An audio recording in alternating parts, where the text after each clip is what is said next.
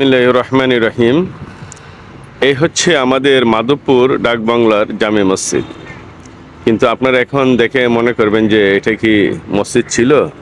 হ্যাঁ, ছিল।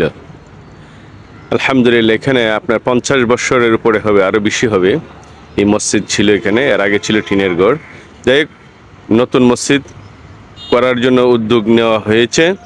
আর এই মসজিদ তো ভেঙে ফেলা হবে 6 লাইনের জন্য।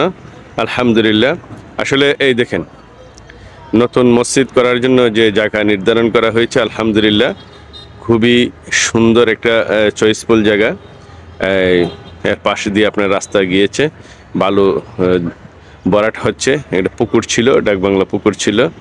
আলহামদুলিল্লাহ, এখানে যারা আসলে আল্লাহর কাজ, যারা শ্রম দিচ্ছে নিঃস্বার্থে আল্লাহর জন্য, শুধু আল্লাহর জন্য, আমি এদেরকে আল্লাহ রাব্বুল আলামিনের কাছে সুস্বাস্থ্য কামনা করছি এদের, এবং দীর্ঘায়ু কামনা করছি।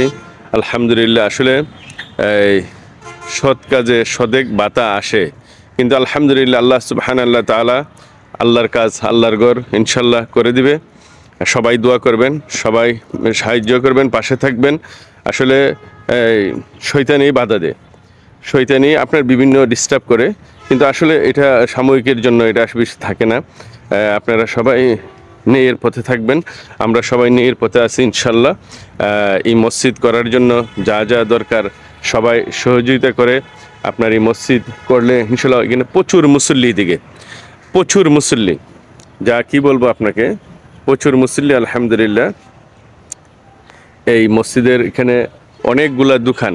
আমি জন্মের পর থেকেই যখন বুঝ হয়েছে, বাজারে যখন আসছি, তখন থেকে দেখতেছি মসজিদে আমিও নামাজ পড়ি, এলাকাবাসী, এখানে অনেক দোকান, মার্কেট এখানে। কিন্তু এখানে মসজিদ একটাই, আর ভিতরেগুলো যে মসজিদগুলো যেতে অনেক কষ্ট হয়, যারা দোকানদারি করে যেতে পারে না। আলহামদুলিল্লাহ, এখানে আমরা সবাই মিলে মিশে এই আল্লাহর ঘর মসজিদ ইনশাল্লাহ যাতে হয়ে যায়, সবাই একজন আরেকজনের সাহায্য যদি করা হয়, ইনশাল্লাহ অতি তাড়াতাড়ি মসজিদরা হয়ে যাবে। সবার নামাজের বিঘ্ন হচ্ছে, যারা এখানে নামাজ পড়তো এবং যাত্রীরা যারা নামাজ পড়তো, তারা এখন আইসা তো মসজিদ পায় না, খুব কষ্ট হচ্ছে। আসলে আমরা দোয়া করব, মাধবপুরবাসী সবাই আমরা দোয়া করি যাতে অতি তাড়াতাড়ি মসজিদরা হয়ে যেতে পারে। এবং আসলে একা কারো পক্ষে সম্ভব না, আসলে একের বোঝা দশের লরি, সবাই মিলে সাহায্য করে ইনশাল্লাহ যাতে মসজিদরা অতি তাড়াতাড়ি হয়ে যায়, আমরা ইনশাল্লাহ এই প্রত্যাশা করতেছি। আর যারা এই মসজিদের পিছনে শ্রম দিচ্ছে নিঃস্বার্থে, আমি তাদের জন্য আবারও সুস্বাস্থ্য কামনা করছি এবং তাদের জন্য দোয়া করি। আলহামদুলিল্লাহ, আল্লাহ যেন তাদের যে শ্রম দিচ্ছে নিঃস্বার্থে, তাদের শ্রমকে আল্লাহ যেন কবুল করে। আর এর রসুল্লাহ আলহামদুলিল্লাহ যাতে আখেরাতে তাদের রেজাকের দান করে। আসলে আল্লাহ ঘর করতে গেলে অনেক পরিশ্রম লাগে। আসলে অনেকে তো মনে করেন যে যেদিকে লাভ আছে, লাভের জায়গায় সবাই যেতে চায়, কিন্তু যেখানে লাভ নাই এখানে কিন্তু মানুষ যেতে চায় না।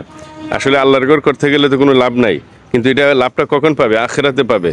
আখেরাতের জন্য আমরা যারা ইনশাল্লাহ এই মসজিদ করার জন্য যারা সাহায্য সহযোগিতা থেকে নিয়ে, আর্থিক থেকে নিয়ে, নিজের শ্রম ঘাম থেকে নিয়ে যারা আমরা ইনশাল্লাহ এইখানে এই শ্রম দিব, ইনশাল্লাহ অতি তাড়াতাড়ি আমরা সুন্দর একটা মসজিদ এখানে দেখতে পাবো ইনশাল্লাহ। আলহামদুলিল্লাহ, আশা করি যে এই মসজিদরা খুবই সুন্দর এবং সয়েসফুল হবে, এবং এখানে যারা পথযাত্রীরা থাকবেন সবাই আলহামদুলিল্লাহ সুন্দরভাবে আগের মতোই নামাজ পড়তে পারবেন। আমরা মাধবপুরবাসী এটাই প্রত্যাশা করি ইনশাল্লাহ, আল্লাহ পাকে যেন তাড়াতাড়ি মসজিদরা আমাদেরকে সম্পন্ন করে দেয়, আমরা যাতে আবার পূর্বের নেই সুন্দর করে এখানে ইবাদত করতে পারি।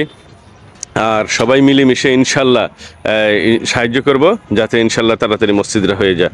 সবাইকে ধন্যবাদ জানিয়ে বিদায় নিচ্ছি। আসসালামু আলাইকুম ওয়া রাহমাতুল্লাহি ওয়া বারাকাতুহু।